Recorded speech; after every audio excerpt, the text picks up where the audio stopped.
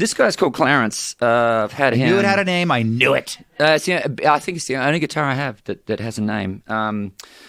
But I bought him in 1989, brand new. And so this is all my wear, which is quite nice, you know, because normally you buy a guitar and it's a vintage and everybody else has worn it out. But every single scar on this guitar I've caused, and I'm really grateful for that. It's just my number one bonded. Do you remember where you bought it? Yeah, Manny's in New York City.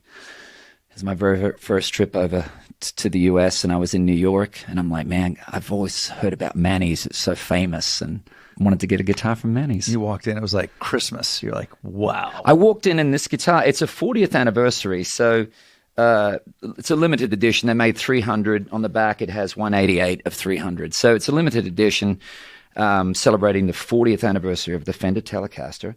And I just thought it was the fanciest, coolest looking guitar I'd ever seen. And it was in a glass case, right? And so I walk in and I see this thing like, like this light coming down on it, you know? And it's calling to you.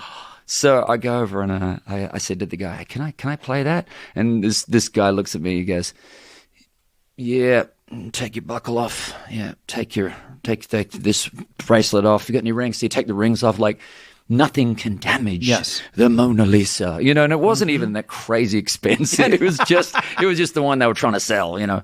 And so I had to take all this stuff off, and I sat and played it for a while. And he just like hovered over me so annoyingly, and I was like, that's great. And I put it back, and I went and called my manager, and I'm like, can I scrounge up?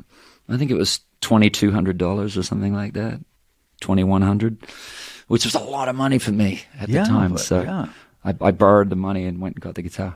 And it sounds great.